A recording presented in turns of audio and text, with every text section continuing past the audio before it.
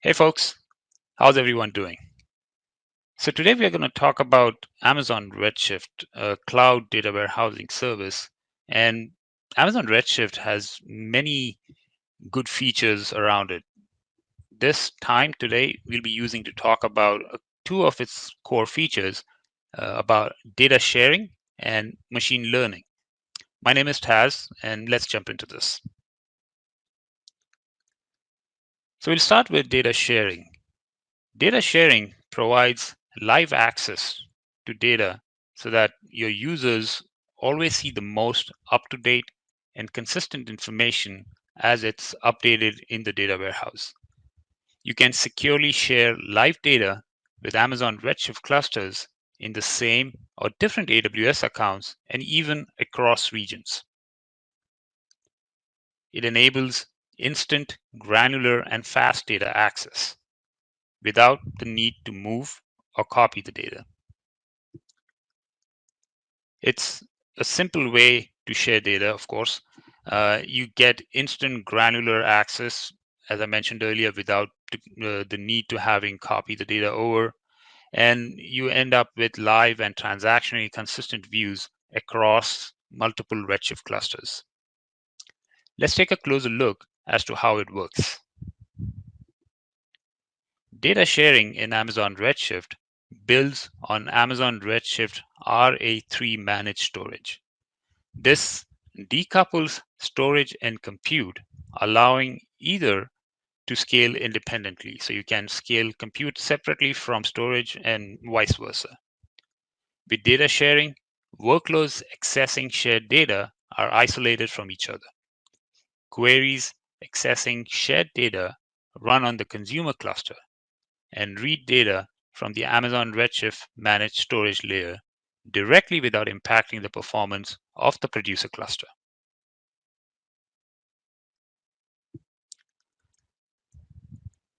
So data sharing in Amazon Redshift enables several use cases. Here's one about workload isolation and chargeability, where you can share data from an ETL cluster with multiple isolated BI and analytics clusters in a hub-spoke architecture to provide real workload isolation and optional chargeback for costs.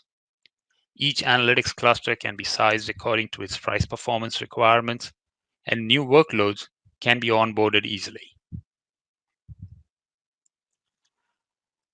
Another use case is around cross-group collaboration, sharing data among multiple business groups that each maintain separate Amazon Redshift clusters to collaborate for broader analytics and data science. Each Amazon Redshift cluster can either be a producer of some data, but at the same time can also be a consumer of other data sets within that architecture.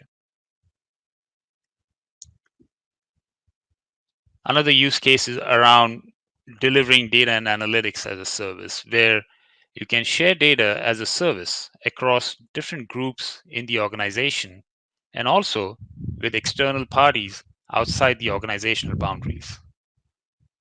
And then one more use case is where data sharing in Amazon Redshift plays a good part around development agility.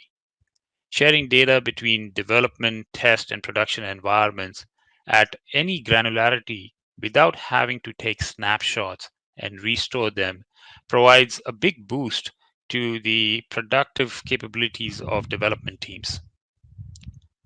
Now, we talked about data sharing in Amazon Redshift.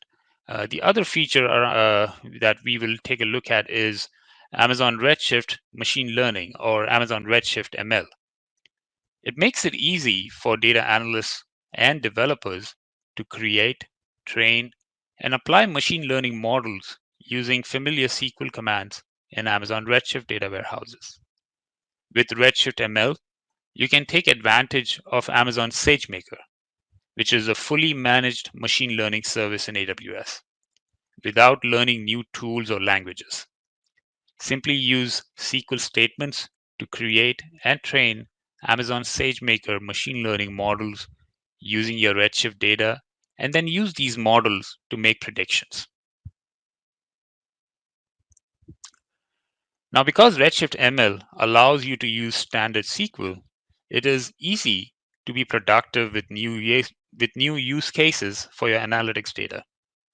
To get started, use the create model SQL command in Redshift and specify training data either as a table or select statement. Redshift ML then compiles and imports the trained model inside the Redshift data warehouse and prepares a SQL inference function that can be immediately used in SQL queries. With Redshift ML, you can embed predictions like fraud detection, risk scoring, and churn prediction directly in queries and reports. Redshift ML supports using bring your own model for local or remote inference. You can use a model trained outside of Redshift with Amazon SageMaker for in-database inference. You can import SageMaker Autopilot and direct Amazon SageMaker trained models for local inference. So this is a high-level look of how this looks like. When you run the SQL command to create the model, Amazon Redshift securely exports the specified data from Redshift to Amazon S3 and calls SageMaker Autopilot to automatically prepare the data, select the appropriate pre-built algorithm, and apply the algorithm for model training. Amazon Redshift ML handles all the interactions between Amazon Redshift, Amazon S3, and Amazon SageMaker, abstracting the steps involved in training and compilation. After the model is trained, Amazon Redshift ML makes it available as a SQL function in your Amazon Redshift data warehouse. To create an ML model as a data analyst, you can use a simple SQL query to specify the data in Amazon Redshift you want to use as the data inputs to train your model and the output you want to predict. For example, to create a model that predicts customer churn, you can query columns in one or more tables in Amazon Redshift that include the customer profile information and historical account activity as the inputs, and the column showing whether the customer is active or inactive as the output you want to predict.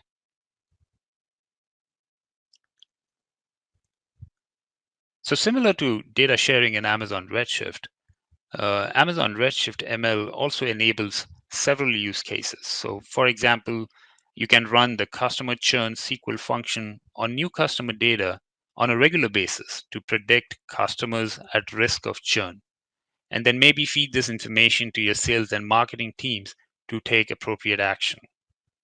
Other Redshift ML use cases align around engagement rates for your customers, how to increase or improve the engagement rate of your members around your products. For example, let's say an email campaign. How can you engage with your customers to get the most adoption? Other use cases involve fraud detection, predicting revenues, um, predicting consumer behaviors for new products that are hitting the market, and so on and so forth. So, with Redshift data sharing and with Redshift ML, what you see are features around Redshift that you get out of the box using just SQL. And this makes it very easy for data analysts to essentially extend their role beyond what uh, the traditional data warehousing can bring to them. And with that, here are a few additional resources for people to look at, go a little deeper into how Redshift data sharing and Redshift ML works, get a little bit of hands-on with workshops design around those features. Has a couple of blogs on how certain use cases were architected. So feel free to take some time out and review these resources. And with that, I thank you for your time. Appreciate it.